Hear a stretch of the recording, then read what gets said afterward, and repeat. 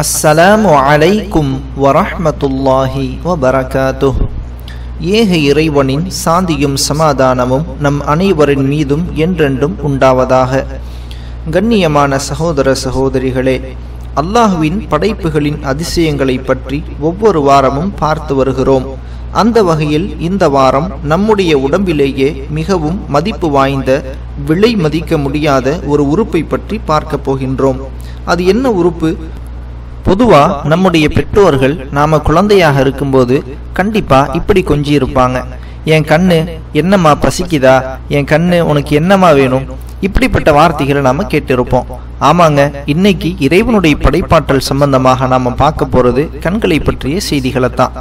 நம்முடைய உறுப்புகள்ல முதன்மையானது பார்வை. கண்கள் மூலமாக பார்க்கப்படும் காட்சிகள் மின் ரசாயன துடிப்புகளாக மாற்றம் பெறுகின்றன. அதற்கு பிறகு தலையில் உள்ள செரிபிரல் கார்டெக்ஸ் பகுதியின் மூலம் இவை அறிந்து கொள்ளப்படுகின்றன. மூளையின் முதல் ஆச்சரியம் இதுதான். சொல்ல போனா கண் என்பது ஒரு கேமரா தான். அதற்கும் லென்ஸ் இருக்கின்றது. ஒளிக்கதிர்கள் கார்னியா மூலம் கண்ணுக்குள் நுழைகின்றன. பியூப்பில் என்று அழைக்கப்படும் பாப்பா கேமராவின் அப்பர்ச்சர் போல செயல்படுகின்றது. ஒளிக்கதிர்கள் ஊடுருவி செல்லும் சிறிய துளைக்கு அப்பர்ச்சர் என்று நாம சொல்றோம். இங்கு முக்கியமாக பார்க்க வேண்டிய விஷயம் என்னன்னா, இந்த பியூப்பில் குறைந்த வெளிச்சத்தில் பெரிதாகும், அதே போல அதிகமான வெளிச்சத்துல குறுகும். இங்க எந்த மேனுவல் அட்ஜஸ்ட்மெண்ட்டும் கிடையாது, எல்லாம் ஆட்டோமேட்டிக் தான். கொஞ்சம் யோசிச்சு பாருங்க, இந்த வசதியோட கேமரா வாங்க எவ்வளவு செலவாகும்? நம் கண்ணில் இருக்கக்கூடிய லென்ஸ்கள் இந்த ஒளிக்கதிர்களை வளைத்து உள்ளே இருக்கக்கூடிய கண்ணாடி போன்ற திரவத்தின் வழியாக ரெட்டினா என்ற திரையின் மேல படிய வைக்கிது. ரெட்டினா என்று சொன்னால் வலை, அதாவது நரம்பு செல்களின் வலை. இந்த செல்களுக்கு ஒளிவாங்கி செல்கள் என்ற பெயரும் இருக்கு. இந்த ஒளிவாங்கி செல்களை இரண்டு வகையாக பிரிக்கலாம். அதாவது கூம்பு வடிவ செல்களை கோன் என்றும், குச்சி வடிவ செல்களை ராட் என்றும் அறிவியலாளர்கள் சொல்றாங்க.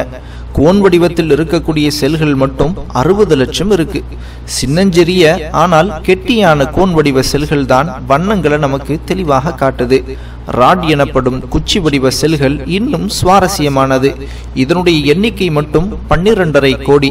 இந்த மெல்லிய குச்சி வடிவ செல்கள் தான் லேசான வெளிச்சத்திலும் நம்மளை பார்க்க வைக்கிது. இந்த குச்சி வடிவ செல்களால வண்ணங்களை உணர முடியாது, கருப்பு வெள்ளையை மட்டும்தான் உணர முடியும். இந்த கூம்பு வடிவ செல்களிலும் குச்சி வடிவ செல்களிலும் விழுந்த ஒளிக்கதிர்கள் ஒளியை உணரக்கூடிய சில ரசாயனங்களின் மூலமாக ரசாயன மாற்றங்கள் ஏற்பட்டு ஒளியாக இருந்தது செய்தியாக மாற்றப்பட்டு, அதாவது லைட் எனர்ஜி செய்தியாக மாற்றப்படுது. ஒளி செய்தியாக மாற்றம் பெறுவதில் டிரான்ஸ்டியூஷன் என்ற புரதம் முக்கிய பங்கு வகிக்குது. ஒளியிலிருந்து செய்திகளாகி பார்வை நரம்பு மூலம் செய்திகள் உள்ளே போகுது. கண்களின் திரையில் படும் ஒவ்வொரு விவரமும் ஒழுங்காக கண்ணுடைய கார்டெக்ஸ் பகுதிக்கு அனுப்பப்படுகின்றது. அங்கே அந்த பிம்பம் மறுபடியும் கோர்க்கப்படுது.